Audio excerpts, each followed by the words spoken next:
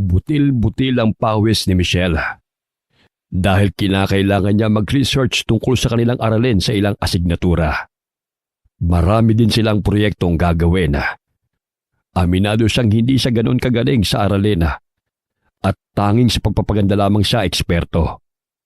Kaya karamihan sa kanyang grado ay bababa. Napangiti siya na makita si Isidro na nakaupo sa kantina. Tumabi siya sa lalaki at marahang hinaplos ang kamay nito. Hi Isidro! Mag-isa ka lang bang kumakain dito? Pwede bang tumabi sa'yo? Oo. Wala naman akong kasama, Michelle.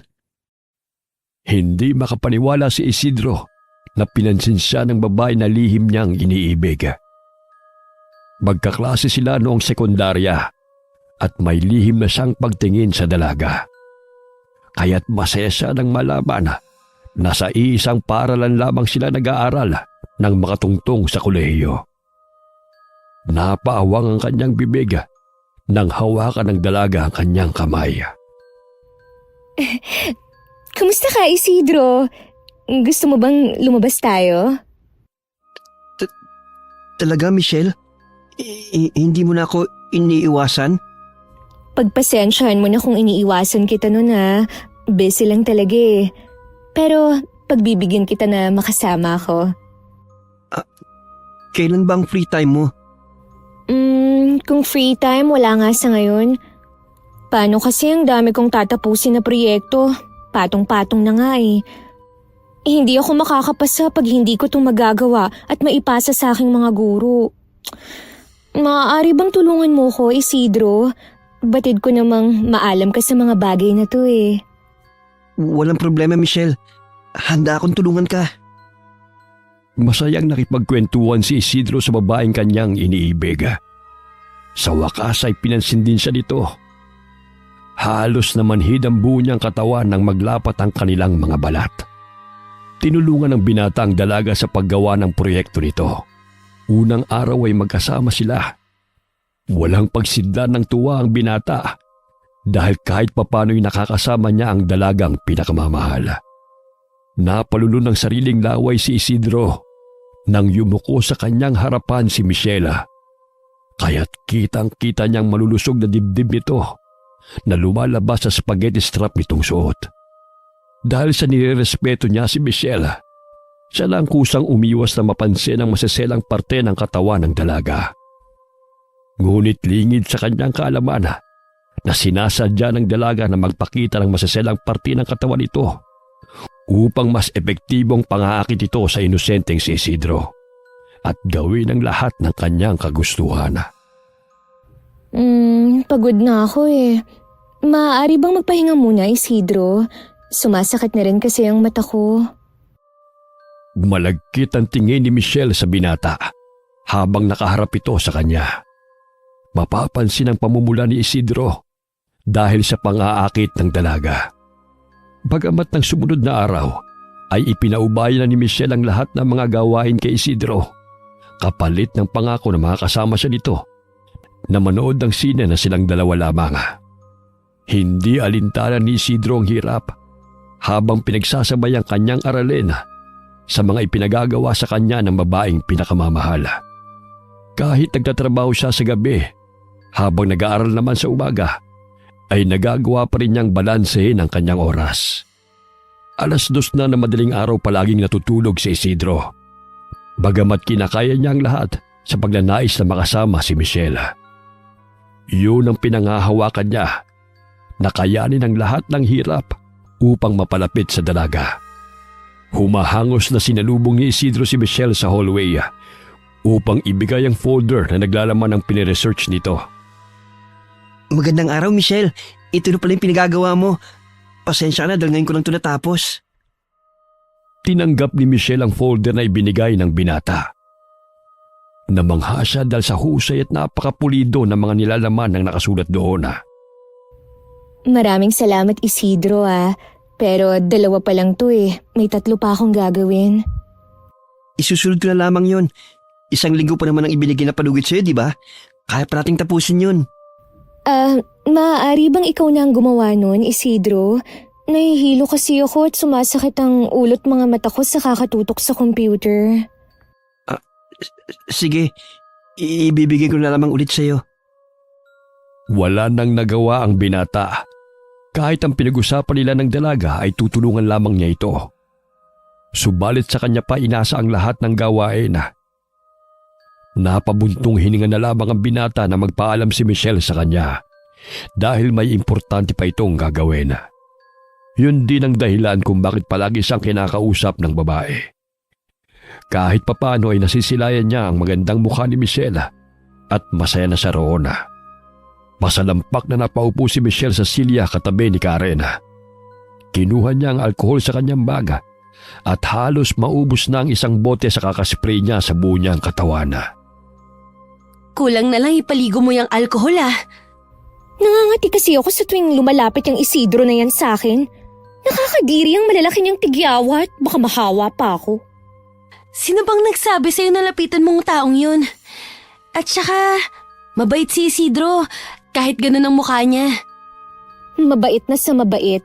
Kung hindi lang kailangan hindi talaga ako lalapit sa pangit na yun. Huwag mong sabihin na sa kanya mo ipinagawa lahat ng project sa subjects natin.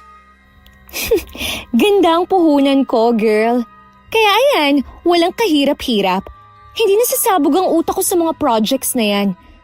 Gusto namang gawin ng mokong kaya hayaan mo siya. Baliw ka talaga. Kawawan naman si Isidro. At dapat ikaw ang gumawa nun dahil mga aralin at proyekto mo yun Tumahimik ka nga riyan. Inggit ka lang kasi walang may gumagawa para sa'yo. Inirapan ng dalaga ang pinsana habang abala sa paglalagay ng pulang lipstick sa kanyang bibig. Kahit na inaantok may tinapos pa rin ni Isidro ang lahat ng proyekto ni Michelle. Nang sa ganun ay makasama na niya ang babae na laman ng kanyang puso. Walang araw na hindi niya iniisip ang dalaga. Kaya't masilayan at makausap lamang ito ay labis ang galak na kanyang nadarama. Kinaumagahan ay masaya niyang iniabot ang folder kay Michelle. Sa wakas ay magkakaroon na siya ng pagkakataon na makasama ito sa sinihan. Salamat muli, Isidro Mabuti na lamang may isang kagaya mo. Kung hindi, bagsak na naman ako sa klase. Walang anuman, Michelle. Para sa'yo lahat ay gagawin ko. May gagawin ka ba sa linggo? Day off ko kasi kaya yayayaan sana kita manood ng sine. Sa linggo, may lakad kasi kami ni Karen May part-time job kami kay Tia. Ha? Part-time job? Wala naman Siniko ni Michelle ang pinsan at pinandilatan ito ng mata. Nakuha naman kaagad ni Karen ang ibig sabihin ni Michelle, kaya't napasulyap na lamang siya sa binata. Naaawa siya kay Isidro sapagkat ginagamit lamang ito ng pinsana upang mapadali ang aralin nito. Agad na tinilikuran ni Michelle ang binata at tinungo ang kinaroroonan ng mga kaibigan. Ilang linggo ang lumipas na hindi pinapansin ni Michelle ang binata. Palagi niyang dinadahilan na may lakad sila ng barkada. Nakalimutan na nito ang pangako kay Isidro matapos na gawin ng binata ang lahat ng kanyang kailangan. Napansin ni Isidro na mag-isang naglalakad sa hallway si Karen kung kaya't nilapitan niya ito. Bahagya siyang napangiti sa babae at nahihiyang nagtanong. Magandang araw, Karen. Bakit hindi mo kasama si Michelle? Hi! Kasi may sinat siya Masama raw ang pakiramdam niya. Ganun ba? Kung maaari, ikumusta mo na lamang ako sa kanya. Ito palang bulaklak. Pakibigay mo lang sa kanya. Pagpasensya mo na yun Pero hindi mo na kailangan na gawin ang lahat ng pinapagawa niya sa'yo. Lalo na yung mga projects at aralin niya. Ayan tuloy, ikaw ang nahirapan. At saka, umasa ka sa sinabi niya sa'yo. Ayos lang yun. Busy lang siya siguro. Darating din ang araw na makakapag-usap din uli kami. Sige, pakibigay mo na lamang sa kanya yung bulaklak ha. Awa at pagkamangha ang nararamdaman ni Karen sa binata. Sa kabila ng hindi kagandahan itong itsura, ay may puso naman itong busilak. Ngunit inaabuso lamang ng taong hindi marunong magpahalaga sa kanyang mga ginawa. Pagdating ng bahay ni Karen, ay agad niyang tinungo ang silid ng pinsana at ibinigay ang bulaklak na nanggaling kay Isidro. Ito palang bulaklak pinapabigay ni Isidro. Kamusta ng pakiramdam mo? Ilayo mo nga sa akin yan. Nandidiri ako. At isa pa, hindi ako interesado sa mga bagay na nanggaling sa kanya. Hindi interesado. Pero sa kanya mo naman pinagawa lahat ng mga kailangan mo sa klase upang makapasa ka. Umasa ang tao sa pangako mo na manonood kayo ng sine pagkatapos niyang gawin ang mga yun. Pwede ba wag mo akong pangunahan? Kasalanan niya yon kasi mabilis siyang mauto. Sino naman ang sasama sa kanya sa ganung itsura? Ikaw na lang kaya? Alisin mo yung bulaklak sa harapan ko. Nabibwisit ako. Napatayo si Isidro sa kanyang kinauupuan nang matanaw si Michelle na naglalakad mula sa grupo ng mga kababaihan. Bahagya siyang napangiti at marahang napabuntong hiningang kinuha ang bulaklak sa kanyang tabi. Maayos ang pananamit ng binata sa puting polo at pantalon nitong suot. Dumagdag pa ang nakapumada niyang buhok na napakalinis tignan. Magandang umaga, Michelle. Mabuti nakita kita ngayon. Kumusta na ang pakiramdam mo? Bulaklak pala para sa'yo. Ay, salamat Isidro ha. Pero kasi malayo pa naman ang kaarawan ko para bigyan mo ng bulaklak. Gusto ko lang sanang ibigay ito kahit na hindi mo pa kaarawan. Napakaganda mo kasi. Yeah, I know. Maganda talaga ako. Ngunit, hindi mo naman kailangang mag-abala pa. Hindi ko naman kailangan ng bulaklak na yan. Allergic kasi ako eh. Pasensya ka na Isidro ah. Maaari mo bang ilayo ang sunflower na yan? Ang sakit kasi sa ilong. Sige ha, mauna na ako. May pupuntahan pa kami. Gusto pa sanang kausapin ng binata ang babaeng iniibig. Subalit kagad na siyang tinalikuran nito. Naririnig pa niya ang tawanan ng mga kaibigan ni Michelle. Napapalingon pa ang mga ito sa kanyang kinaroroonan. Pasalampak na napaupo si Isidro at pailing-iling na napatingin na lamang sa sunflower na gusto niyang ibigay sa dalaga. 3 taon nang naniligaw si Isidro kay Michelle. Subalit hindi man lamang siya nito kinakausap ng maayos. Masaya na siya sa tuwing nilalapitan siya ng babae at nakikisuyo na gawin niya ang ibang proyekto ng dalaga. Batid niyang hindi siya gusto ni Michelle noon pa man. Subalit hindi siya nawawala ng pag-asa na balang araw ay mauhulog ang loob nito sa kanya. Animoy napipiko na si Michelle sa kantyawan ng kanyang mga kaibigan. Tigilan niyo nga ako. Hindi ako magkakagusto sa lalaking yun. Sarat ang ilong at halos wala ng espasyo ang mukha sa mga tigyawat niya. Ew, nakakadiri. Kahit sa panaginip, hindi ko kayang maglapat ang aming mga balat. Tumitirik pa ang mga matang sambit niya habang nakapamewang. Maya-maya'y sumulpot sa likuran ni Michelle si Carlos na isa sa kanyang manliligaw. May ibinigay rin itong bulaklak at masayang tinanggap niya yun. Akala ko ba allergic ka sa mga bulaklak? Bakit panisinghot mo ng rosas na yan?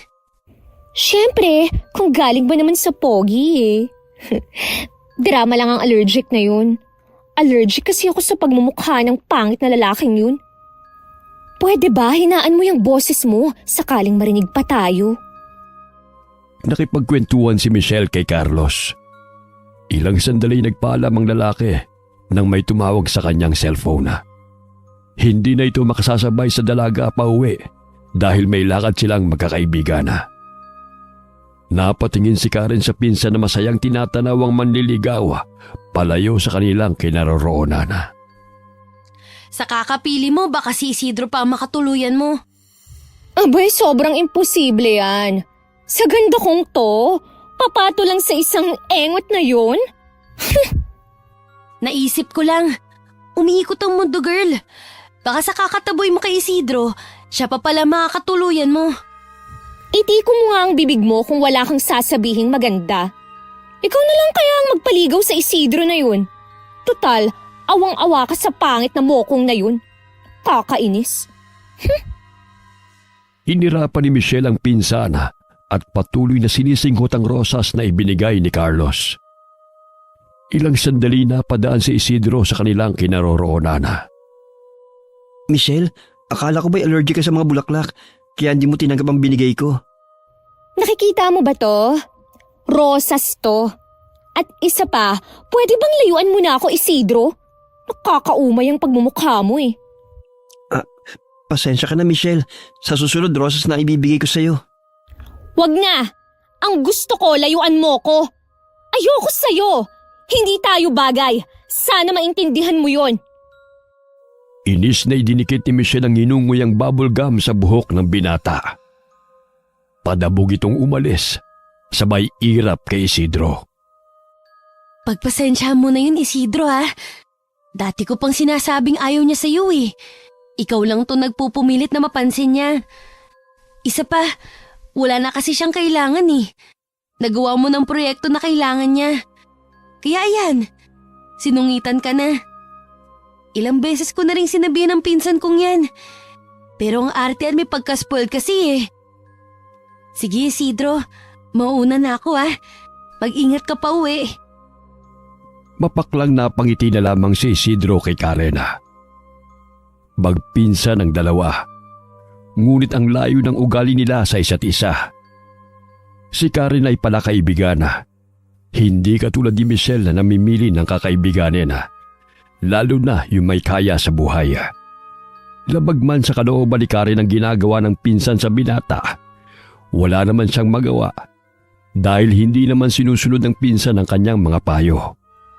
Lalo na't pinapaaral lamang siya ng mga magulang nito, kaya ayaw niyang panghimasukan ang desisyon ni Michelle. Bagamat hindi man nabiyayaan ng magandang mukha si Isidro, nagkaroon naman siya ng talino. Kaya't ginamit ni Michelle ang pagkahumali ng binata sa kanya upang ito na ang gumawa ng kanyang mga proyekto at kailangan sa eskwelahan.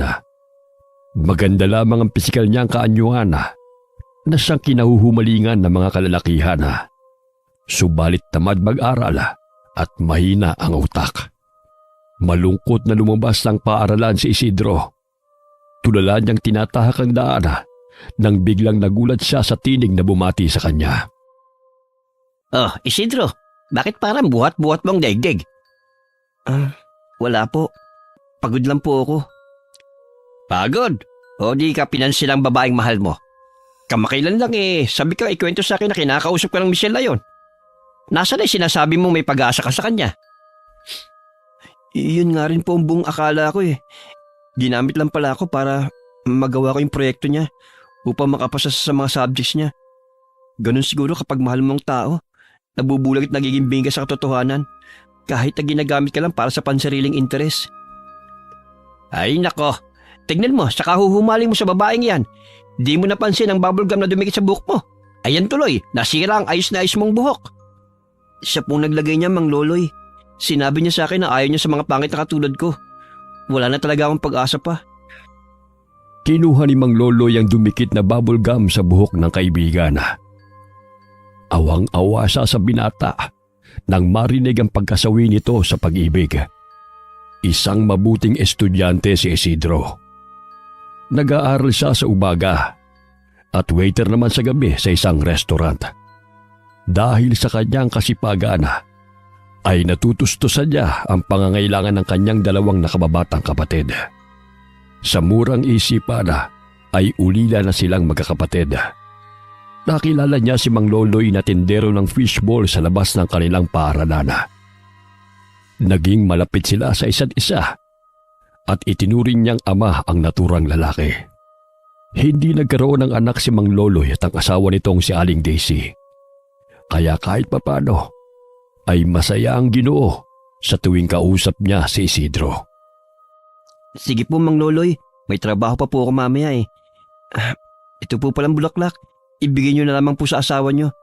Tiyak na magiging masaya po siya. Ay, salamat. Sige, mag-ingat ka ha. Natitiyak kong kikiligin ang misis ko kapag natanggap niya ito. Kahit papano'y napangiti ang binata sa sinabi ni Mang Loloy. May pagkakomedyante rin ang Ginoo na siyang nagustuhan ni Isidro sa ugali ng kaibigan. Lingid sa kaalaman ni Isidro, na inilagay ni Mang Lolo yung bubble gum sa plastic at itinago sa maliit na kahon. Binaba ni Karen ang salamin ng sasakyan ng may kumatok na tindero. Napaismid naman si Michelle at matalim na nakatingin sa lalaki. Neng, baka gusto niyong bumili ng fishball at kwek-kwek. Nako, masarap to. Sa iba ka na lang magbenta. Baka malason pa ako sa ibinibenta mo eh. Hindi ako kumakain ng pagkain tulad niyan. Nakakadiri. Walang lason to, Neng. Masarap lang. Ang nakakalason ay may masasamang pananalita. Dulot ng matabila-dila. Ako po, Manong, ang bibili. Magkano po ba yan? Paborito ko po kasi yung fishball eh. Keep the change na lang po. Agad ay binigay ni Mang Lolo yung fishball kay Karen na may ngiti. Sapagkat 100 ang ibinigay ng dalaga, kahit 20 lamang yun. Bagamat lihim siyang nainis sa babaeng kasama nito. Agad na pinaandar ng driver ang sasakyan matapos na sinabihan siya ni Karen. Nakasisiguro ka bang ligtas ang pagkain na yan? Naku, sa itsura pa lang ng tinderong yun eh. Nakakatakot na. Uy, suki kaya ako ni Mang Loloy. Mabait yun. At palaging nasa labas ng paaralan siya nakapwesto. Marangal ang trabaho ng tao. Whatever. Basta I don't like that kind of food. Ew. Di ko naman ibibigay sa'yo to, no? Alam ko napakaselan mo sa lahat ng bagay. Bago matulog ay walang pinapalipas na araw si Michelle na linisin ang kanyang katawan. Lalo na ang maglagay ng mga pampaganda. Ayaw niyang malamangan siya ng kanyang mga kaibigan, kaya't pinapanatili niya ang ganda ng kanyang balat at mukha. 2 beses sa isang buwan siya bumibisita sa klinika ng kanyang tiyahin na isang dermatologist. Uy, baka matuno na yung mukha mo sa kakakuskus ng astringent. Hinihinay lang, Mitch. Ay nako, ayoko kasing lumalapit ang Isidro na yan. Baka mahawa pa ako sa tigyawat ng lalaking yun. Kasalanan mo rin kasi. Umasa yung tao na sasagutin mo siya matapos mong ipagawa sa kanyang lahat ng aralin mo. Ilang taong nagtiis yun sa'yo. Naririnig mo ba ang sinasabi mo? Ako? Magiging nobya niya? Ew, ayoko nga. Sakaling mahawa pa ako sa virus niyang dala. Hindi nga marunong maglinis ng mukha kaya puro tigyawat na lang ang nakikita. Maliban sa malaluyan niyang ilong. Ew. Uy, grabe ka naman makapinta sa tao. Kahit ganun yun, matalino siya. Kaya nga pinapagawa mo sa kanyang hindi mo kaya, di ba? Yun lang ang silbi niya. Utu-utu naman kasi. Hayaan mo siya. Wala akong pakialam sa kanya. Napapailing na lamang si Karen sa naririnig mula sa sinasabi ng pinsana. Noon pa man ay wala na itong nakikitang maganda, kundi ang kanyang sarili. Wala rin itong pakialam sa mararamdaman ng ibang tao, kahit na mapanakit ang kanyang binibitiwang salita. Abalang inaayos ni Michelle ang pilik mata habang nakaharap sa salamena. Bigla siyang napahinto sa kanyang ginagawa nang mapansin ang isang anino na dumaan sa kanyang likuran. Tumingin siya sa kama ni Karen at nakita niyang mahimbing itong natutulog. Pagtingin niya muli sa salamena, ay nakita niya ang mga tigyawat na tumubo sa kanyang mukha. Malakas na sigaw ang kanyang pinakawalan habang pinipilig-pilig niya ang ulo. Narinig ni Karen ang malakas na sigaw ng pinsana, kaya't bumangon siya at tinungo ang silid nito. Mitch! Gising! Mitch! Biglang napabalikwas ng bangon si Michelle nang iminulat niya ang kanyang mga mata. Palinga-linga siya sa kanyang kwarto at agad na tinungo ang salamena. Ay, masamang panaginip lang pala. Binabangungot na tuloy ako dahil sa tigyawat ng mokong na yun. Mukhang napapanaginipan mo si Isidro Che, hindi no. Dahil sa kanya napanaginipan kong nasira ang maganda kong mukha. May sumpa talagang dalang mukha ng lalaking yan. Bumalik sa kama si Michelle at hinahaplos ang kanyang pisngi upang siguraduhin na hindi nasira ang kanyang mukha. Kinabukasan ay namilog ang kanyang mga mata nang humarap siya sa salamena. Oh my gosh! May tumubong pimple nga! Puisit talaga to. Sus! Isa nga lang yan para mamamatay ka na. Wala ngang sinabi ang iba na halos mapuno ang mukha ng tigyawat. Sino na naman yung pinupunto mo? Ang pimple boy mong kakilala? Ibahin mo ako dun ah. Wala akong sinabi.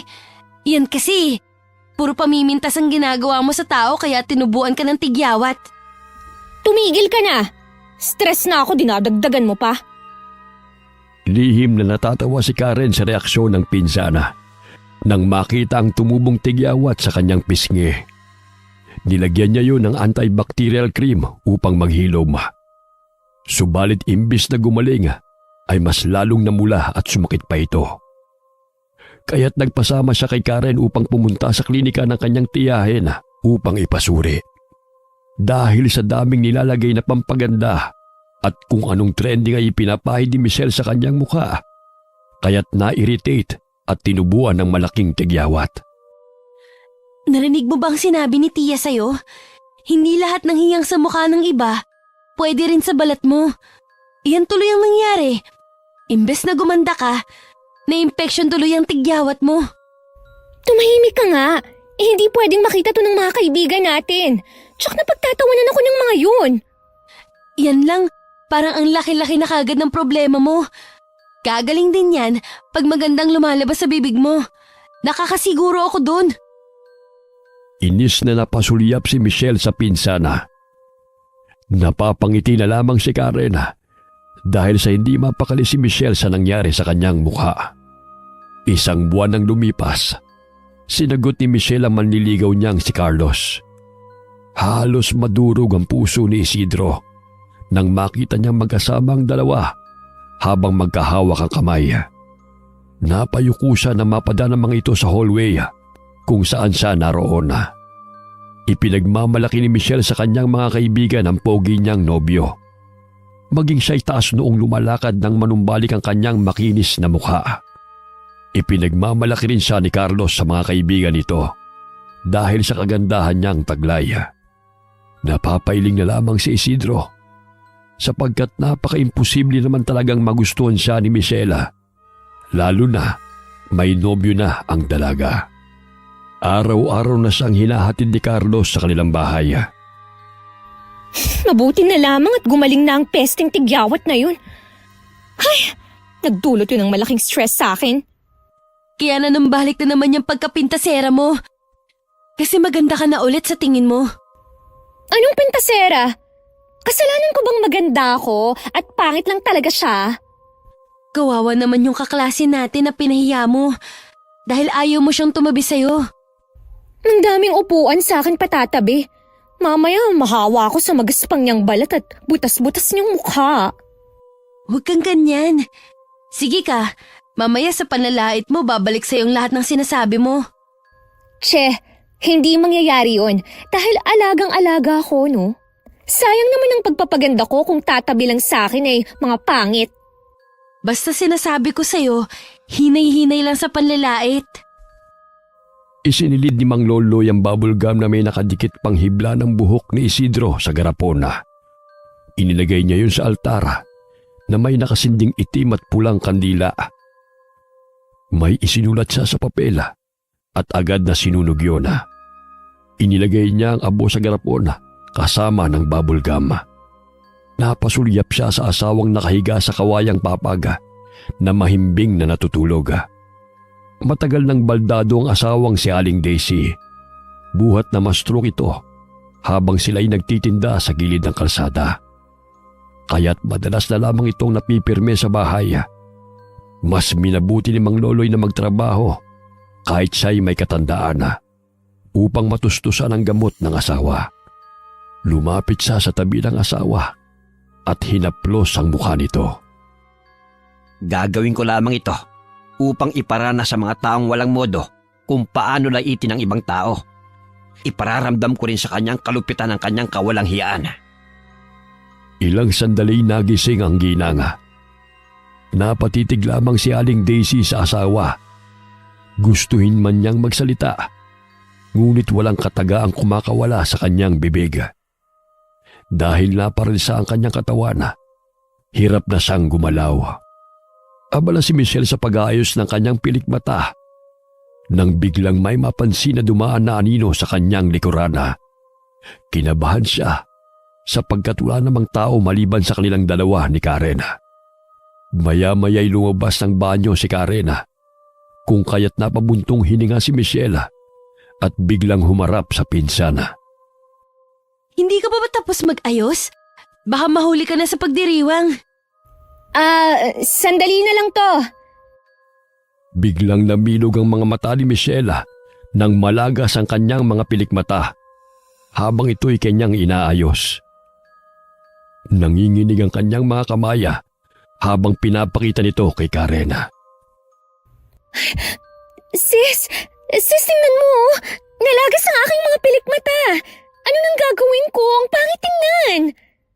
Hala, baka nasobran sa mga gamot na nilalagay mo para mag-curl yan. Hindi, dati ko pa to ginagawa. Pero ngayon lang to nagkaganito. Paano ba to? Wala na tayong oras upang pumunta ng klinika. Eh di, huwag ka na lang pumunta sa party. Hindi pwede. Ipapakilala ako ni Carlos sa pamilya niya. Hindi pwedeng pangit akong humarap sa kanila. Hanapin mo yung fake eyelashes ko, sis. Dali. Sinunod na lamang ni Karen ang sinabi ng pinsana. Hindi na ito magkandaugaga na ayusan ang sarili upang makadalo sa kaarawan ng lola ni Carlos. Kahit papano ay nagawa niya ng paraan upang maging kaaya-ayang tignan sa peke nitong pilikmata. Ilang sandali pa'y narinig nila ang busina ng sasakyan. Batid nilang dumating na si Carlos sa labas ng kanilang bahay upang sunduin si Michelle. Aalis na ako. Bukas ko na po problemahin ang pilikmata ko. Ang importante, maganda pa rin ako sa kanilang paningin. Tumango na lamang si Karen sa tugon ng pinsana at sinamahan palabas ng bahay. Masaya itong sumakay ng kotse ng kasintahan. Napatigil sa pagngiti si Michelle nang mapansin sa salamin ng kotse ang anino sa kanyang tabi. Subalit wala namang tawang naroon ng kanyang lingunina. Kinurap-kurap niya ang kanyang mga mata at bahagyang kinabahan. Napansin ni Carlos na hindi siya mapakali kung kaya't tinanong siya nito. Oh, bakit ngayon ka pa kinabahan? Akala ko ba'y sabi kang ipakilala kita sa pamilya ko? Ayos lang naman ako. Siguro'y hindi lamang ako makapaniwala na gusto akong makita ng mga magulang mo. Tugon ng dalaga.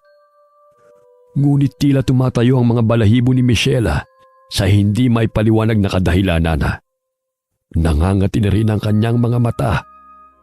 Ngunit hindi niya magawang kusutin dahil masisira ang kanyang pekeng pilikmata. Habang dinaraos ang pagdiriwang ay pilit nilalabanan ni Michelle ang masamang pakiramdam. Humahapdi ang talukap ng kanyang mga mata kung kaya't agad niyang tinungo ang banyo. Tinignan niya sa salamin ang kanyang mukha. Napansin niya na nag-uumpisa ng mamula at mamaga ang kanyang mga mata. Naku, hindi ito maaari. Paano ko mapansin nila ang itsura ko? Sakaling pagtawanan nila ako. Nilagyan niya muli ng pulbo ang mukha upang matabunan ng pamamaga. Inayos niya ang kanyang sarili bago lumabas ng banyo. Nagulat siya nang makita na naroon sa labas na naghihintay si Carlos. Oh, bakit ang tagal mo? Kanina pa kita hinahanap eh. Teka, bakit namamaga yung mata mo? Hindi ko rin alam. Siguro allergy na naman to. Sa tingin mo ba ipapakilala kita sa pamilya ko na ganyan ang itsura mo? Namilog ang mga mata ni Carlos nang matuklap ang pilikmatang inilagay ni Michelle. Tumambad sa kanyang paningin na maging ang totoong pilikmata ng babae ay nalagas. Umuwi ka na muna. Hindi ka maaari magpakita sa mga tao na ganyan ang mukha mo. Tiyak na pagtatawanan ako ng mga yun. Sige, tayo na. Ipapahatid na lang kita kay Manong Driver. Hindi ako maaari mawala sa pagdiriwang, lalo at narito ang aking mga kaibigan. Lula ng sasakyan ay hinatid ng driver si Michelle pauwi ng kanilang bahay. Ang bigat ng kanyang pakiramdam dahil hindi man lamang siya nagawang ipakilala ng nobyo sa pamilya nito dahil sa kanyang naging kalagayan. Bakit pa kasi nangyari to eh? Kayong importante ang party na yun. Oh, Mitch, ang aga naman natapos ang party. Huwag mo muna akong buwisitin! Padabog na tinungo nito ang kwarto at malakas na sinarado ang pintuan.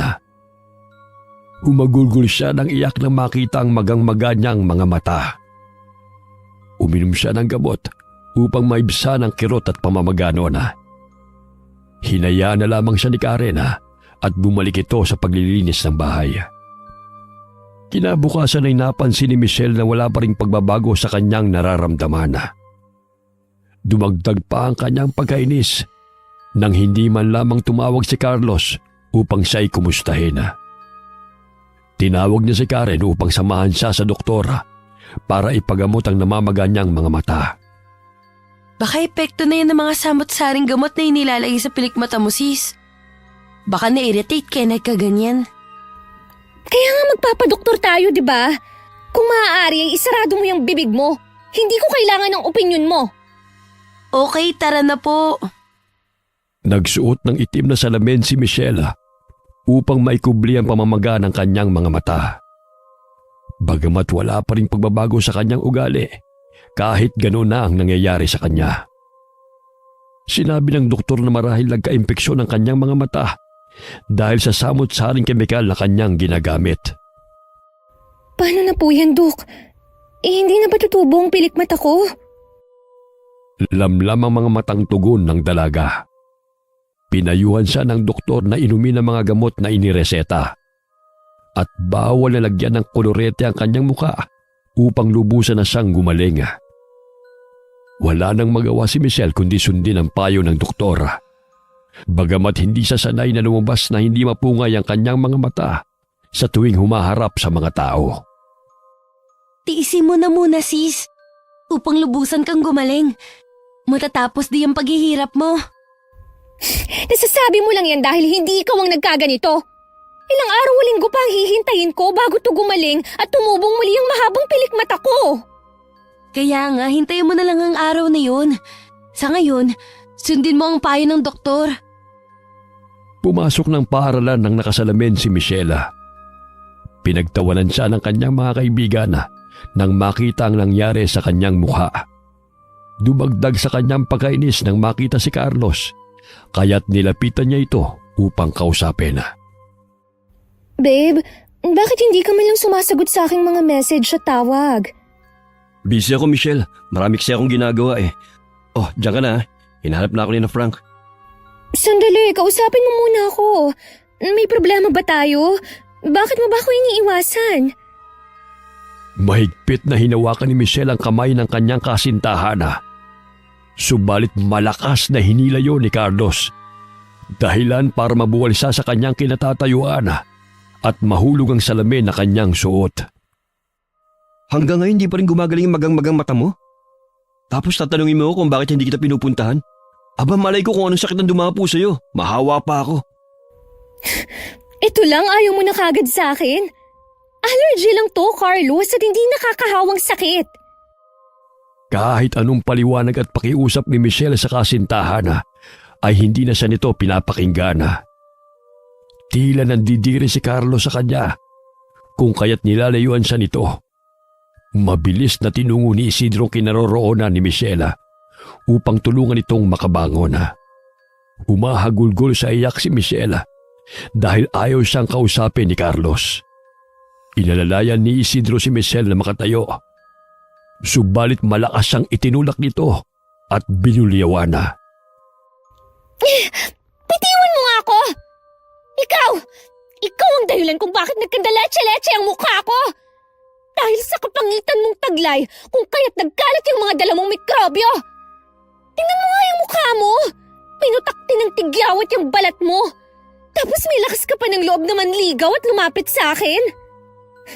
Alam mo, Isidro, naririndi na ako sa'yo, ha? Lumayo ka sa akin! Ayaw na ayaw ko nang lumapit ka pa at makita ka dahil nakakahawa yung kapangitan mo! Galit na galit si Michelle kay Isidro. Agad nitong kinuha ang bag at patakbong lumabas ng paaralan. Tiimbagang nakatayo lamang si Isidro. Habang pinagtitinginan siya ng mga estudyante, tumakbo patungo sa kanilang kinaroroonan si Karen. Nagulat siya nang marinig ang naghuhurmentado niyang pinsana. Maging siya ay hindi pinansin ni Michelle. Isidro, pagpasensya mo na yun Naiinis na kasi siya Dahil 1 linggo na. Pero hindi pa rin gumagaling ang pamamaga ng kanyang mga mata. Marami na rin siyang iniinom na gamot pero wala pa ring epekto. Hayaan mo na. Totoong pangit naman ako, Karen Ngunit hindi naman ako masamang tao. Alam ko naman yun. Batid ko rin na ikaw ang gumawa ng kanyang mga projects para makapasa siya. Maraming salamat sa kabutihan mo. Sige, susundan ko na muna yun Baka sana naman magpunta yun. Malungkot na lumabas ng paaralan si Isidro at napansin yun ni Mang Loloy. Oh, iho. Bakit malungkot ka na naman? Parang kinasanayan mo na yata yung pagpasa ng daigdig Kasi po sa akin binunto ni Michelle ang lahat Tinulungan ko na nga po siya sa lahat ng kanyang mga aralin. Sa akin pa siya galit. Ako raw po ang dahilan sa pagkasira ng kanyang mukha. Wala kang kasalanan, anak. Bakit? Ano pa nangyari sa kanyang mukha? Nakita ko kasing namamaga ang kanyang mga mata. Kaya siguro yun ang dahilan kung bakit nag-away sila ng kanyang nobyo. Nakita ko rin umiiyak siya. Ngunit tinulak lamang siya nito. Dahil ba sa hindi nakaaya-aya ang kanyang mukha? Kung kaya't pinagtulakan siyang palayo ng kanyang nobyo? Ang babaw ng dahilan yun, anak. Ang totoong pag-ibig ay hindi lamang nasusukat sa pisikal na kaanyuan, kundi sa busilak na kalooban. Hayaan mo na munang matuto yung Michelle na yan sa kanyang pagkakabali. Bakiwari ko'y may ugaling di ka nais-nais din ng batang yan Sana po gumaling na siya para hindi na siya palaging galit. Kahit naman siguro maayos ang mukha niya, mas matindi pa rin ang panlalait niya sa mga taong nakapalibot sa kanya. Lalo na sa hindi maganda sa kanyang paningin. Kaya siguro nangyari sa kanya yan. Ipinagdarasal ko na lamang po na hipuin ng may kapal ang kanyang puso upang maging mabuti siyang tao. Samantala, nagsindi ng itim na kandila si Mang Loloy at ipinatak yun sa loob ng garapona. Ipinikit niya ang kanyang mga mata, sabay sambit ng mga kataga. Ang iyong masasamang pananalita at pang-aalipusta sa kapwa ay danasin. Magandang pagmumukha ay balik ta rin. Anumang kumakawala sa iyong bibig ay kusang mararamdaman mo rin. Paulit-ulit na usal ni Mang Loloy. Maya-maya'y sasambitin na naman niya ang mga Latin na kataga. Pinapatay niya ang apoy ng kandila gamit ang 2 daliri imbis na ihipana. Inilapag niya ang garapon sa itim na tela at sa ibabaw nun ay tinatakpan niya ng pulang tela. Hindi pa man nakapanhig ng bahay ay naririnig na ni Karen ang mga kalabog. Kaya dali-dali siyang tumakbo upang pumasok ng bahay at puntahan ang silid ng kanyang pinsana. Pagbukas niya ng pintuan ay nadatnan niya ang nagkalat na mga gamit nito sa sahig. Basag ang malaking salamin nito sa aparador. Bukod doon ay namilog ang mga mata ni Karen nang makitang tinubuan ng mga butlig sa kaliwang pisngi si Michelle. Maging siya ay hindi na alam kung ano ang nangyayari sa pinsana. Puisit! Puisit na taong yan! Puisit na mukhang ta! Kung hindi dahil sa nangyayaring to sa akin, hindi sana hindi ako hiniwalayan ni Carlos. Siguro, may sumpa at kamalasang dalang pangit na Isidro na yan. Tingnan mo ang mukha ko. Nagiging katulad na ng pangit niyang mukha. Hindi, sis. Siguro allergic ka lang talaga sa huli mong nagamit na cream. Bukas ipasuri natin yan. Tapos ano? Hindi man lang umiepekto ang mga gamot. Nakakasawa na ang magmukhang pangit sa mata ng mga tao. Ayoko ng mukhang to. Siguro, may pagkademonyo yung Isidro na yan, kaya nangyari to sa akin. Huwag mo namang sisihin ng tao. Wala siyang ginawang masama kundi ang tulungan ka. Nanlilisik ang mga mata ng dalaga habang binubulyawan ang pinsan at pinapalabas ito ng kwarto. Sinunod na lamang ni Karen ang kagustuhan ni Michelle. Agad na dinampot ng dalaga ang telepono at may tinawagan sa kabilang linya. Napatigil siya sa pagsasalita nang may mapansin na taong nagkukubli sa likod ng kurtina. Marahang tumayo si Michelle. Mabilis niyang hinawi ang kurtina upang makita kung sino ang naroon. Kinabahan siya dahil wala namang tao. Nakaramdam siya ng panlalamig sa buo niyang katawan at tumindig ang kanyang mga balahibo. Napaatras siya dahil palakas ng palakas ang kabog ng kanyang dibdib. Ilang sandali pa'y bigla na namang nagpakita sa kanya ang itim na anino. Nandilat ang kanyang mga mata. Nang tumambad sa kanyang paningin, ang lumulutang na itim na anino sa ere at wala itong mukha. Malakas siyang sumigaw kung kaya't bumalik muli si Karen sa kanyang silid. Maging ang katulong nilang si Susana ay tumakbo patungo sa kanyang kinaroroonan. Takot na itinuro ni Michelle ang kanyang nakita. Subalit walang nakita sina Susan at Karen. Magpahinga ka na lang muna. Pagod lang yan. Ilang araw ka na rin hindi kumakain ng maayos at nakakatulog. Hindi na lamang pinatay ni Karen ang ilaw sa silid ni Michelle. Nilinis nila ni Susan ang mga basag na salamin at mga gamit na nagkalat sa sahig. Sinamahan niya si Michelle hanggang sa makatulog ang pinsana. 11:00 ng gabi, umuuwi si Isidro galing restaurant. Habang naglalakad, ay nagulat siya nang hablutin siya ng 3 lalaki at paulit-ulit na binugbog. Anong kasalanan ko sa inyo? Wala akong pera! Kaya pakawalan niyo na ako! Kahit anong pakiusap niya sa 3 lalaki, ay hindi pa rin tumitigil ang mga ito sa pambubugbog sa binata. Ilang sandali pa'y may narinig silang pumito na gwardya, kung kaya't binitiwan nila si Isidro at agad na sumakay ng motorsiklo. Iniwan nila si Isidro na duguan at namimilipit sa sakit. Agad na tumawag ng ambulansya ang gwardya upang madala si Isidro sa ospital. Punong-puno ng dugo ang mukha ng binata, dulot ng natamo nitong pinsala. Nadurog ang buto niya sa ilong, kung kaya't kinakailangang operahan. Nawala ng malay si Isidro dahil sa labis na naramdamang sakit. Mabuti na lamang ay nakita ng gwardya ang ginawa sa kanya ng mga kalalakihan, kung kaya't hindi siya tinuluyan ng mga ito. Sa tulong ng may-ari ng restaurant na pinagtatrabahuhan ni Isidro, ay naoperahan ang binata. Hindi na iba si Isidro kay Ginoong Calixto, sapagkat ang binata ay isa sa pinakamasipag niyang empleyado at isa sa mga scholar na kanyang pinapaaral. Nagising si Isidro sa ospital. Tanging ang isang nurse lamang ang naroon. May takip ang kanyang ilong, kung kaya't hirap siyang makapagsalita.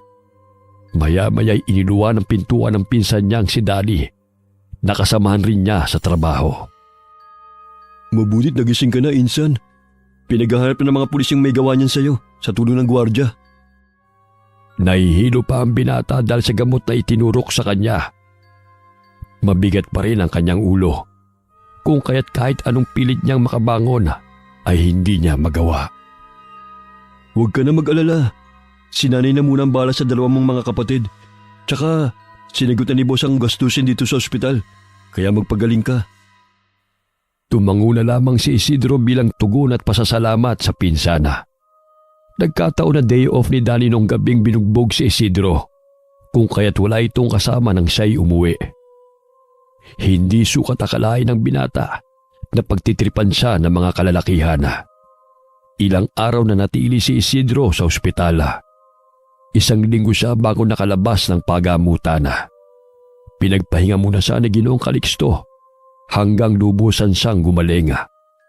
Bumabalik siya ng ospital para sa kanyang check-up. Lumipas ang 1 buwan bago tanggalin ng doktor ang bendahe sa kanyang ilong. Dahil sa metal na ipinilit sa buto ng ilong ni Isidro, ay hindi siya makapaniwala nang makita ang itsura sa salamin. Dok, ako po ba talaga yan? Ang malapad kong ilong, pinatangos niyo po . Natawa ang doktor sa naimulalas ng binata.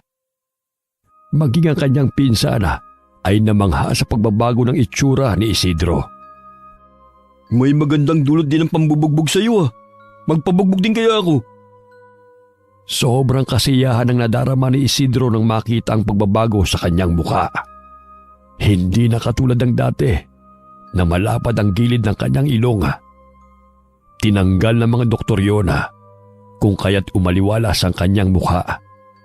Dulot ng saktong taas lamang ng ilong.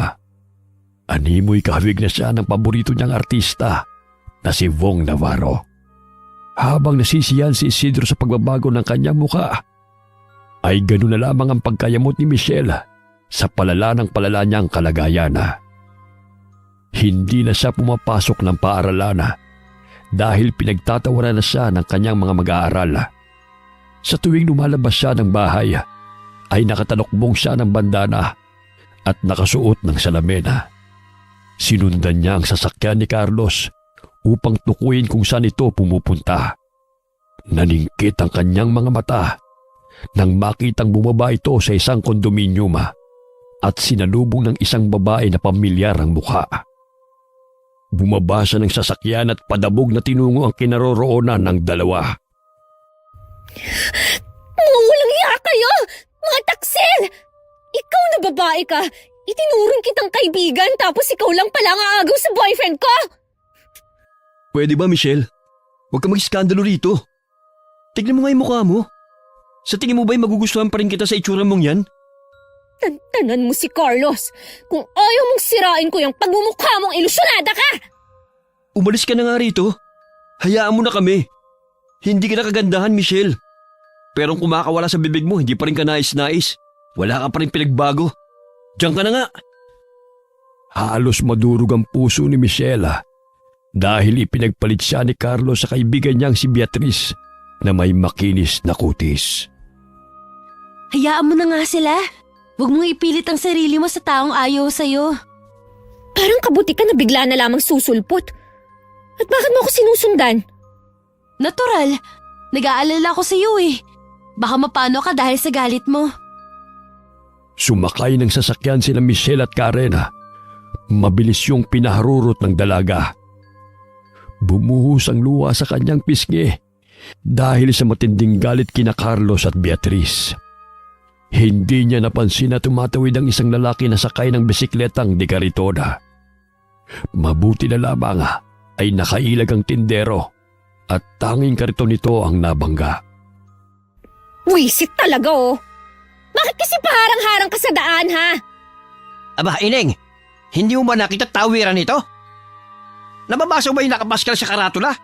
Slow down! Daig mo pa yung may humahabol sa'yo eh. Ang layo ko na sa'yo, naabot mo pa ako? Ang sabihin mo, ignorante ka lang na matanda ka. Alam mo naman na may paparating na sasakyan eh. Pinipilit mo pang tumawid. Abay, hinay-hinay ka sa pananalita mo, Ineng. May katandaan lang ako. Ngunit hindi pa ako ulyanin. Malinaw pa ang aking paningin. Kaya't nakikita ko kung may sasakyan na paparating. O baka ikaw yung ignorante sinasabi mo. Hala, bayaran mo ang nasira mong kariton ko. Abay, hindi ako magbabayad. Eh ikaw tong tatanga-tanga. Namumukhaan kita eh. Ha? Ikaw yung supladang kasama ng estudyante suki ko eh. Abay, ganyan na nga nangyari sa mukha mo. Ngunit wala ka pa rin kadala-dala. Maras pa rin yung dila mo. Bastos kung makapagsalita. Umalis ka na sa harapan ko. Hinding-hindi kita babayaran, tanda. Sige, bababa na muna ako. Mauna ka nang umuwi. Huwag mong bayaran ng matandang yan. Ilang sandali pinaharurot na muli ni Michelle ang sasakyan. Hinatid siya ng tingin ni Karen at Mang Loloy. Walang araw na hindi galit si Michelle. Buhat ng may iniinda na itong karamdaman. Patawad po, Mang Loloy. Ako na lang po magpapaayos ang kariton niyo. Wala pa rin palang pagbabago sa ugali ng babaeng yan. Maliban sa kanyang mukha. Hay, ilang beses ko nang pinagsabihan yan. Pero matigas talagang ulo eh. Siguro nagkakaganyan siya dahil na rin sa masamang ugali niya. Baka kinulam na nga po siya kaya hindi gumagaling ang mga pantal at butlig niya sa muka. Habang nagkukwentuhan patungo sa talyera, ay nakasalubong ni Karen at Mang Loloy sina Isidro at Danny. Binati ni Isidro ang dalawa, ngunit hindi siya nakilala ng mga ito. Karen, ako to, si Isidro. Ano? Ay grabe siya. Ang laki ng pinagbago ah. Kaya pala hindi kita nakikita sa paaralan. Nagpatangos ka talaga ng ilong? Dahil sa insidente kung bakit tumangos ang ilong ko. Tulad ng kasabihan, hindi lahat ng masasamang bagay na nangyayari sa ating buhay walang naidudulot na kabutihan. Gaya na lamang nito. Kung di pa nadurog ang ilong ko, hindi ito maaayos. Ah, totoo? Hindi ko alam kung malulungkot ako o magiging masaya sa balita mong yan. Pero gawin na lang nating positive yan para masaya. Abay, hindi kita nakilala anak ka. Ngunit mag-iingat ka pa rin. Lalo na't maraming masasamang nilalang na umaaligid lamang sa paligid. Nagbabalat kayo ng maganda. Ngunit sa kaibuturan ng puso ay napakadumi ng pagkatao. Opo. Saan po ba kayo papunta? Samahan ko na po kayo. Ikinuwento ni Karen ang nangyari. Kung kaya't maging si Isidro ay sumama sa talyer upang maipagawa ang nasira nitong karitona. Nadatna ni Karen na sinasabunutan ni Michelle si Susana at ginungudngod ang ulo ng katulong sa batyang may sabon. Tama na yan! Bakit mo sinasaktan si Susan? Tatanga-tanga eh! Ang tagal-tagal ng katulong ngunit hindi pa rin nagagawa ng tama ang pinapagawa sa kanya. Nadumihan ng paborito kong damit at hindi na matanggal. Hinay-hinay sa pananakit, Michelle. Hindi mo ba naiisip na siguro kaya hindi gumagaling ang karamdaman mo kahit anong gamot ang iniinom at nilalapat mo dahil parusa na yan sa'yo? Hindi lahat ng kagustuhan mo masusunod kahit binabayaran mo ng salapi. Pinagtatrabahuhan niya ang bawat sentimong binabayad mo sa kanya. Abay, lumalaban ka na ngayon, ha? Isa ka rin namang palamunin dito sa bahay. Kung ano man ang binibigay sa akin ng mga magulang mo, yun ay dahil pinagtatrabahuhan ko rin yun. Ginagawa mo nga akong katulong eh. Mga gawain mo sa eskwela, ako pang gumagawa upang tumaas ang grado mo. Sis, hindi ka na maganda. Pangit ka na rin tulad sa mga taong nilalait mo. Sila pangit lang itsura. Ikaw pangit na nga ang ugali. Yan pang nangyari sa iyong muka. Kaya hina-hina sa pananakit ng panglalait mo ng tao. Dahil isa-isa ka nang nilalayuan. Hindi makapaniwala si Michelle sa sinabi ng kanyang pinsana. Unang beses siyang sinagot ni Karen ng ganoon dahil na rin sa napunuang dalaga sa masama nitong pag-uugali. Isang taon na lamang ay makakapagtapos na si Karen sa kolehiyo. Ngunit hindi na niya makakayanan pang makasamang pinsan niyang si Michelle dahil palala ng palala na ang masamang ugali nito. Imbis na maging mabuti dahil sa kalagayan nito, ay hindi pa rin nawawala ang katarayan at pagiging matapobre ng dalaga. Parehong nagtatrabaho sa ibang bansa ang mga magulang ni Michelle, kaya't naibibigay ng mga ito ang kanyang mga luho at malaking pera. Nasanay siyang nasusunod ang kanyang kagustuhan kapalit ng salaping kanyang ibinibigay sa mga taong nakapaligid sa kanya. Tinitingala siya ng karamihan dahil sa material na bagay na kanyang ibinibigay, hindi dahil sa nirerespeto at hinahangaan siya ng mga ito. Nadatna ni Mang Loloy na natumba ang garapon na nakapatong sa altar. Napansin niya ang kanyang asawa na nakaupo sa papaga. Nakakalakad naman ito kahit paunti-unti. Batid ni Mang Loloy na ginalaw ng asawa ang garapona. Bakit mo yung ginawa? Gusto ko lang namang bigyan ng leksyon ng batang yon. Tanging tingin at pilit ng ngiti lamang ang tugon ni Aling Daisy sa asawa. Batid ni Mang Loloy na inako ng asawa ang pangungulam sa taong ginawa nun ni Mang Loloy. Sakaling balikan siya ng kapangyarihang sumbalik ay maiiwas ito ang Ginoo. Ngunit kapalit naman nun ang pinsalang balik sa ginanga. Dahil sa ginawa ni Aling Daisy ay humina ang kapangyarihan ng kulam na isinagawa ni Mang Loloy. Hindi na niya mababawi yon dahil nagsagawa na ng ritual ang kanyang asawa. Baldado man ang pisikal na katawan nito, ngunit magagawa pa rin niyang sambitan ng orasyon sa pamamagitan ng kanyang isipan. Ginawa yun ng ginang dahil ayaw niyang mapahamak ang asawa. May sakit na naman siya kung kaya't tanggap niya ang mangyayari sa kanya. Sakaling gamitan man ito ng mahikang sumbalik. Isang araw, inatake muli ng stroke si Aling Daisy. Sa pagkakataong yun ay binawian siya ng buhay bago madala sa ospital. Kahit sa kanyang nalalapit na kamatayan, ay iniisip pa rin niya ang kapakanan ng asawa. Kaya inako niya ang kapalit sa ginawa ni Mang Loloy. Nanggaling sa mga mangkukulam ang pamilya ni Mang Loloy at Aling Daisy. Ngunit minabuti nilang mamuhay ng normal, malayo sa kanilang pamilya, na puro karahasan at mahikang itim ang pinaiiral sa tuwing may taong kagalit. Subalit sa pagkakataong sagad na sa buto ang kasamaan ng dalagang si Michelle, ay ginamit muli ni Mang Loloy ang kakayahan sa pangungulama upang bigyan sana ito ng leksyon. Umiiyak na niyakap ni Mang Loloy ang bangkay ng asawa. Marahan niyang hinaplos ang ulo nito. Batid kong natatakot kang mapahamak ako. Noon pa man, palagi mo na lamang inaako mga bagay na sa tingin mo ikapapahamak ko. Maraming salamat, mahal. Ngunit kinakailangan natin minsan na turuan ng aral ang mga taong wala ng ginawa, kundi ang mga alipusta ng kapwa. Hindi man nabiyaya ng anak si Mang Loloy. Napakaswerte naman niya sa asawa na mabait at mapagmahala. Kung kaya't nang sabihan siya nito na umalis ng lugar nila sa Siquijor, ay agad niyang sinunod ang kagustuhan ng kanyang asawa. Namuhay sila sa lungsod kung saan walang nakakakilala sa kanila. Dahil sa pagpanaw ni Aling Daisy, unti-unting naghilom ang mga sugat sa mukha ni Michelle.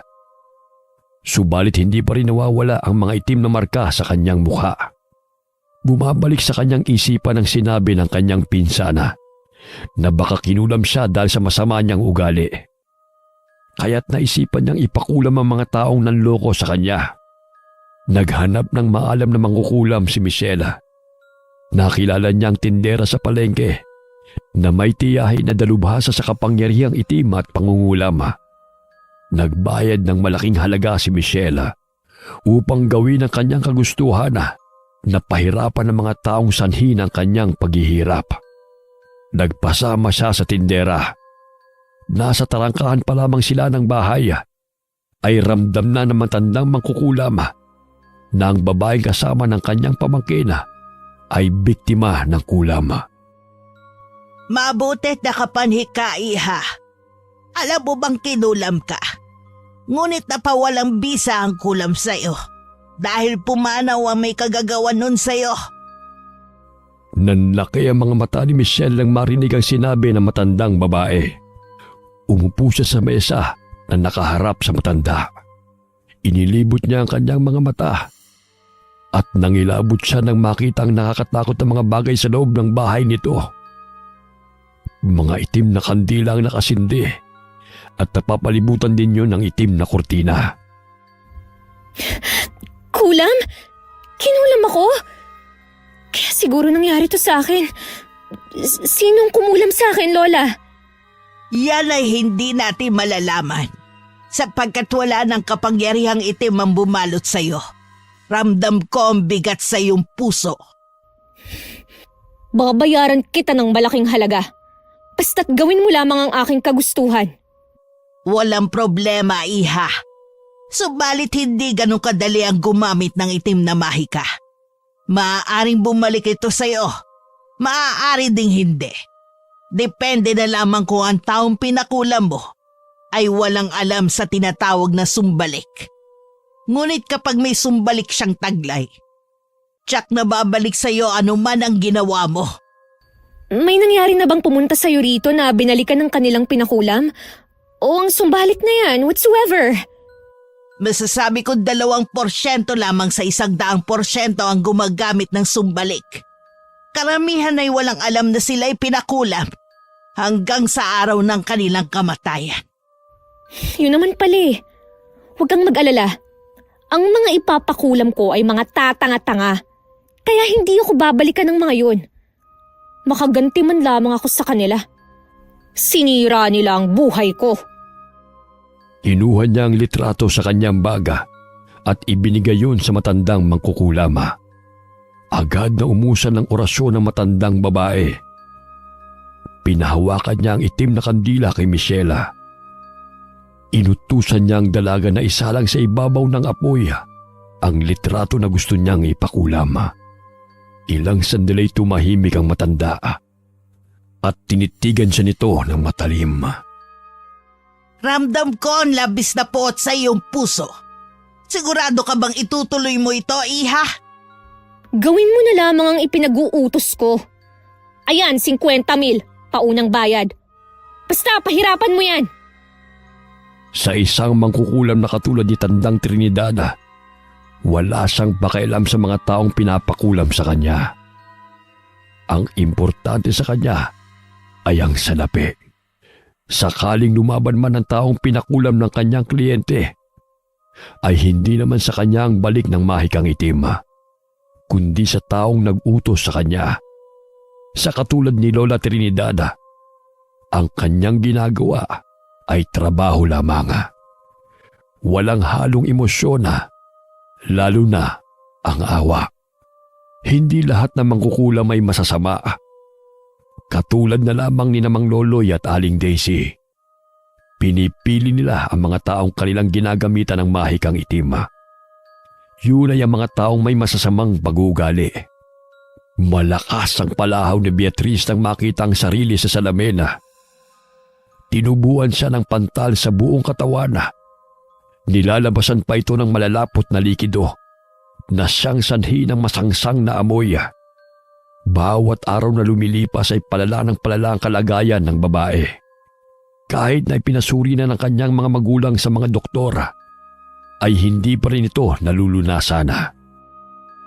Yun ang nararapat sa mga agaw na katulad mo. Hindi ka mapakiusapan? Pwes, idadaan kita sa santong paspasan. Lintik lang ang walang ganti. Pabalik-balik si Michelle sa bahay ng matandang mangkukulam. Siya na mismo ang gumawa ng paraan upang kitilin ang buhay ng dating kaibigan. Kinuha niya ang larawan ni Beatriz at pinatakan ng natutunaw na kandila. Hindi pa nakontento, ay sinunog niya ang larawan hanggang sa maging abo. Yan ang gusto ko sa aking mga kliyente. Matapang. Gustong-gusto mo talagang pumatay. Nakangisi pa ang matanda habang nakaharap kay Michelle. Lumalabas ang itim niyang mga ngipin at nanlilisik ang mga mata na siyang dumagdag sa nakakatakot niyang itsura. Huwag kang mag-alala. Malakas ang kapangyarihang itim na kumapit sa pinakulam mo. Wala na siyang kawala. Halos gumuho ang mundo ng mga magulang ni Beatriz nang makita ang kalunos-lunos na kalagayan ng kanilang anak. Tila isinalang sa apoy ang buong balat nito dahil animoy natusta. Bitak-bitak din ang balat sa ibang parte ng kanyang katawan. Hindi na nakayanan ni Beatriz ang paghihirap, kaya't binawian ito ng buhay. Labis ang tuwa na naramdaman ni Michelle nang mabalitaan ang pagpanaw ng dating kaibigan. Napatunayan niya na napakagaling at epektibong mangkukulam ni Lola Trinidad. Sinagad mo kasi ang pasensya ko eh. Kaya't nararapat lamang na mangyari sa'yo yan. Sinaksak niya ng kutsilyong mukha ni Beatriz sa larawan na nakadikit sa dingding. Naisip niyang bisitahin si Carlos at pilitin ang dating kasintahan na makipagbalikan sa kanya. Nagkataon na naroon ang binata sa labas ng bahay at nagmamadali na pumasok ng kotse. Nagulat si Carlos nang biglang may humawak ng kanyang braso. Carlos, maaari ba tayong mag-usap kahit saglit lang? Michelle, anong ginagawa mo rito? Nagmamadali ako. Sa susunod na araw na lang. Patay na si Beatriz. Nabalitaan ko sa mga magulang niya. Sa ospital ang punta mo, di ba? Ano? Wala na si Bea? Paano nangyari yun? Magkausap pa kami ng isang araw. Ang sabi niya, dinala siya sa ospital dahil sa pamamantal niya. Huwag ka nga sinungaling, Michelle. Hindi patay si Bea. Maniwala ka sa akin. Sa ospital ako nanggaling. Kitang-kita ng dalawang mata ko na wala na si Beatriz. Naluluhang sambit ni Michelle habang kausap si Carlos. Napatakip ng mukhang binata gamit ang dalawang palad at humagulgol sa iyak. Nagsalubong ang mga kilay ni Michelle sapagkat labis ang pag-alala at kalungkutan ni Carlos sa nangyari sa dating kaibigan. Samantalang wala itong pakialam sa kanya dati nung siya pa ang kasintahan nito. Gusto mo samahan kita sa ospital? Alam kong hindi mo patanggap na wala na si Bea. Narito naman ako, Carlos, para sa'yo. Pwede ba, Michelle? Dayuan mo muna ako pakiusap. Gusto ko mapag-isa. Pigil ang galit ni Michelle sa binata. Kahit wala ng dating kaibigan, ay ito pa rin ang iniisip ni Carlos. Hindi iniwan ni Michelle si Carlos hanggang sa araw ng libing ni Bea. Sinamahan niya ang dating kasintahan habang nagdadalamhati ito. Sa gayon ay mabaling ang atensyon ni Carlos sa kanya at mahalin siyang muli. Pasensya ka na, Michelle. Nadala lamang ako ng emosyon ko noon. Dahil na rin sa panunokso ng aking mga kaibigan. Ngunit hindi talaga kita lubusang minahal. Niligawan kita noon dahil lamang sa isang pustahan. Patawarin mo ko. Ngunit nung makilala ko si Bea, siya nagpabago sa pananaw ko. Sa kanya ko naramdaman ang tunay na pag-ibig. Anong sabi mo? Pustahan? Di ba gusto mo nga akong ipakilala sa mga magulang mo? Patawarin mo ko. Parte yun ng pustahan. Natalo ko ng panahong yun dahil bigo ako mapakilala kita sa aking mga magulang. Sorry, Michelle. Ngayon nagbago na talaga ako. Ayoko ng paglaruan pa ang damdamin ni Numan. Natutunan ko yung kay Bea. Animoy binagsakan ng malalaking bato ang dalaga nang marinig ang sinabi ni Carlos. Malakas na sampal ang dumapo sa pisngi ng binata. Umaagos ang luha sa mga mata ni Michelle nang marinig ang sinabi ng lalaki. Pagbabayaran mo ang panluloko mo sa akin! Itaga mo yan sa bato! Michelle, patawarin mo ako. Tumakbo si Michelle palayo kay Carlos dahil sa hindi makapaniwala sa kanyang natuklasan. Wala pang lalaki ang umayaw sa kanya. Sa dinami-daming lalaking nanliligaw sa kanya, si Carlos pa ang kanyang sinagot. Subalit pinaglaruan lamang pala siya nito. Pinaharurot ni Michelle ang sasakyan patungo sa bahay ni Lola Trinidad. Malayo pa lamang ay naramdaman na ng matandang mangkukulam ang kanyang presensya. Napangisi pa ito nang pumasok siya sa bahay ng matanda. Oh, kumusta, Ineng? Patay na ang unang pinakulam ko. Pahirapan mo rin yan. Kung hindi siya mapapasakin, pues mas mabuti pang magsama na sila ng traidor kong kaibigan sa impyerno. Sigurado ka? Ang gandang lalaki nito, oh. Huwag nang maraming satsat, tanda. Gusto ko, bukas na bukas ay mamamatay na ang lalaking yan.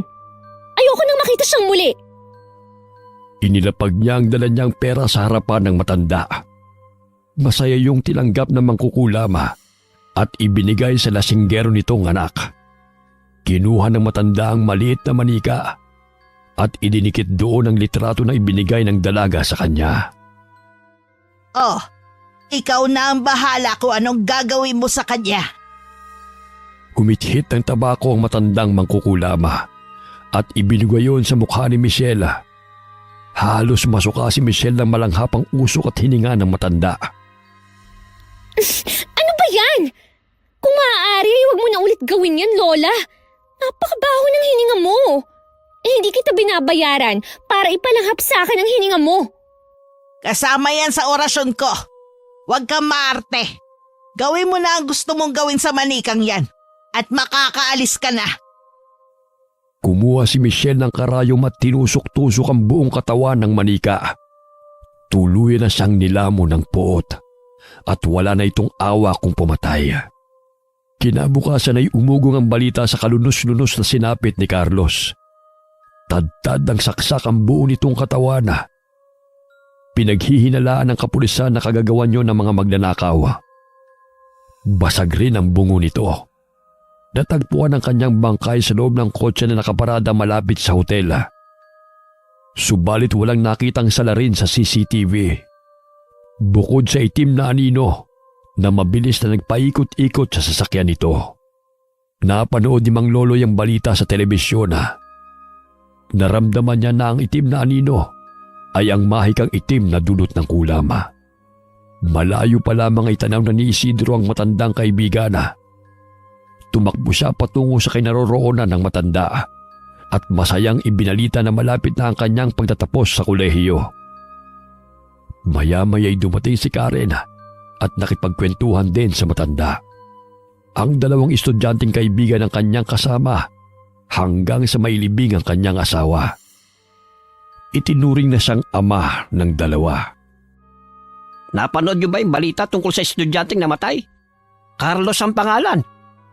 Narinig lamang po namin sa radyo. Kawawa nga eh. Hindi nakaligtas sa mga salarin. Mag-ingat kayo mga anak, sapagkat batid kong hindi pangkaraniwang tao ang pumatay sa kanya, kundi ang taong gumamit ng kapangyarihang itim. Kapangyarihang itim? Ano po yun, Mang Loloy? Sa pamamagitan ng kulam, upang mapadali ang kanyang masamang hangarin na makapaghiganti. Ito ang mutya ng bawang na naging bato. Hindi na kayo iba sa akin mga anak. Iiwas ito kayo sa kulam at may kapangyarihan itong sumbalik. Sakaling gamitan man kayo ng kapangyarihang itim, hindi kayo basta-basta maapektuhan.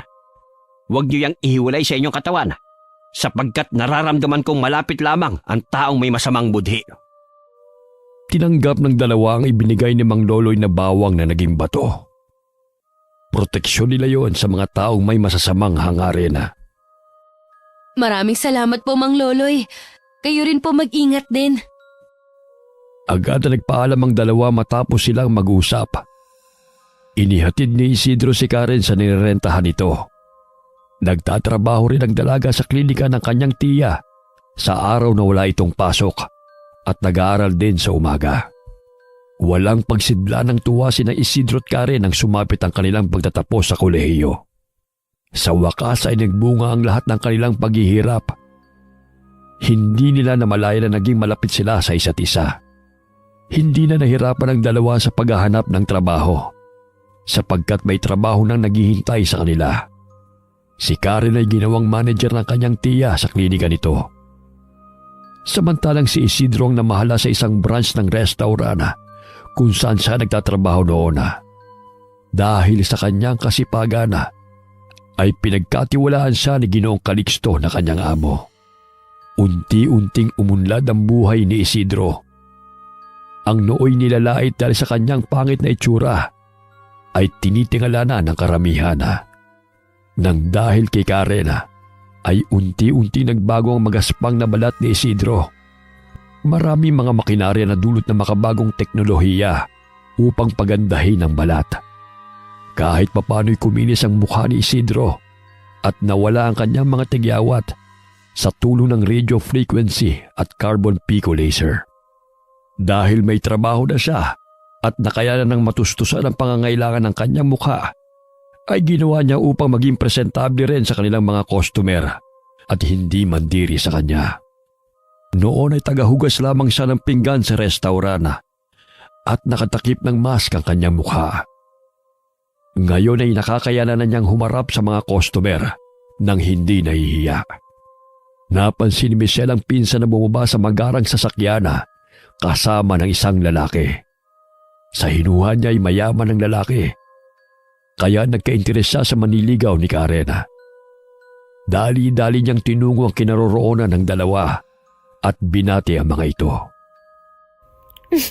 Oh, Karen! Ipakilala mo naman ako sa kasama mo. Pangiti niyang inilahad ang kanyang palad sa harapan ng lalaki at mapapansin ang pang-aakit nito. Pakagat labi pa nitong tinitigan ng lalaki mula ulo hanggang paa. Si Isidro to, Michelle. Hindi mo na kailangan na ipakilala pa. Naminog ang mga mata ng dalaga nang marinig ang sinabi ng pinsana. Nagulat siya dahil malayong-malayo ang itsura ng binata, maging ang estado nito sa buhay. Paano nangyari yan? I mean, I can't imagine na magiging malaki ang ipinagbago mo. Sa'yo rin bang magarang sasakyan na yan, Isidro?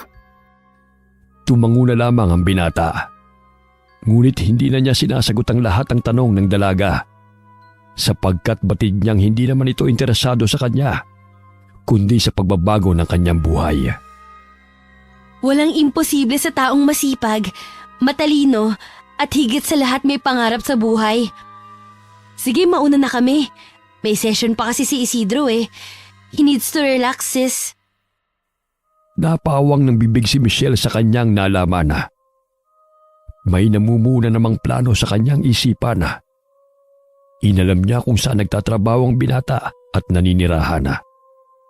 Kaya araw-araw niyang hinanap sa restaurant ng binata kung saan ito namamahala.